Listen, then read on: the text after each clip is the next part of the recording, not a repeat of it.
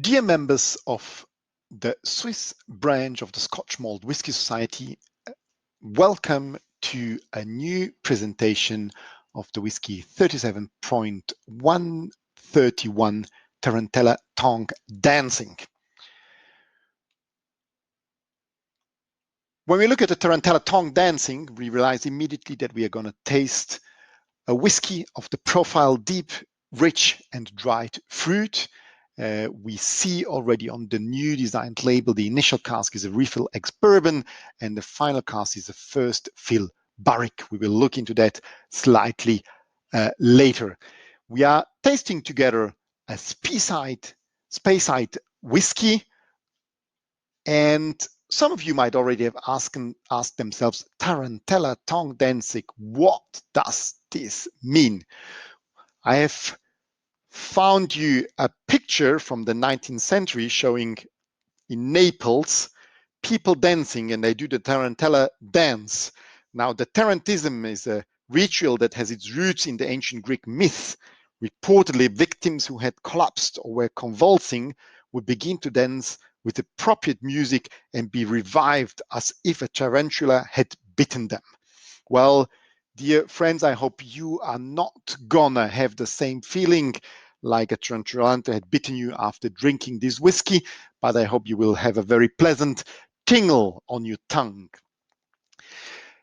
We are tasting together a 15-year-old whiskey that was distilled in 2003, and as said before, has been spending the first 14 years in a bourbon hogshead before getting the last little polish in a first fill barrique, a so-called shave, toast, and recharge cask. If we now visit the Society's website and go on the distilleries, we can find out that a 37 is a Cragganmore that we are having in our glass, and that the Society first bottled a Cragganmore in 1987. Looking at the DNA and the common flavors that we might expect in this whiskey are aromas such as umami, citrus fruits, berries, especially red berries, but also quite an earthy side of it with a very heavy body. Tarantella Tongue Dancing, the whiskey 37.131. I hope you have poured yourself a reasonably well proportioned dram that you start sniffing and then tasting it alongside with me, and let's see if you find the similar aromas in it as I have done or the Society did. Talking about the STR casks, it's a style of cask that has been invented by the late Dr. Jim Swan, a specialist in wood maturation. So he discovered that if he took ex-wine cask and literally did what it says, STR, he shaved them, so he removed a small amount of the wood, toasted and recharred them, he would get a perfectly almost new, but not exactly new cask to age beautifully whiskey in it. So we will have something that is in between a virgin oak and a first fill red wine, and we can expect aromas of bubblegum and red berries. At least these are predominant aromas I always try to attempt to find in this kind of whiskies. The tasting panel, as usually, has written a perfect description of this whiskey, and I guess especially in the middle part, they really hit the jackpot in my eyes by describing it as burnt fruitcake, raisins flamed in spiced rum, clove-flavored gingerbread, and leather. So all of this will show us this slightly tarantella bite that we can expect on our tongue, but then at the same time, these nice spices that wake us up are very, very long. I personally liked it with a couple of drops of water, as I had the impression it became slightly longer in the aftertaste. It became maybe a bit more elegant as well. So again, depending on what I want to do afterwards, you want to have an uplifting dram, I would drink it neat as it comes. If you want to have more relaxing, more conversation dram, maybe add a couple of waters and you will have slightly subtle aromas coming out of that glass. When we look now just a bit on the background of Craggan Moor, is a distillery that was founded in 1869 by a gentleman called John Smith, who first was running Glenfarclas, but his dream was to have a distillery on his own.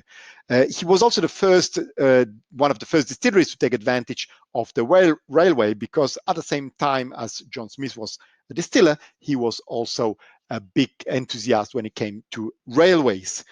Maybe the railway might also have accommodated his way of traveling, because history says that he weighs over 30 stones. So we've tried to convert 30 stones in today's measurings.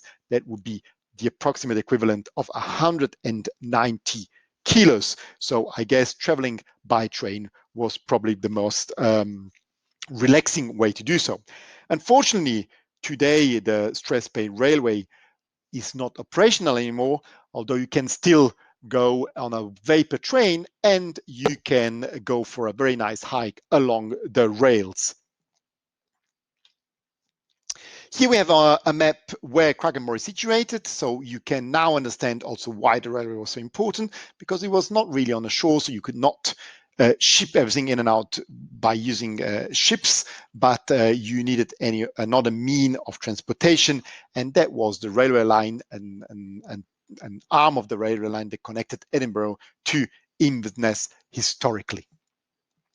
When we look at the distillery, is probably not the most picturesque distillery you can find in Scotland, but it's a very typical operational and well-designed distillery. We can see in the background the warehouses, obviously operational because of the black walls where this mushroom lives on that feeds on the angel's share.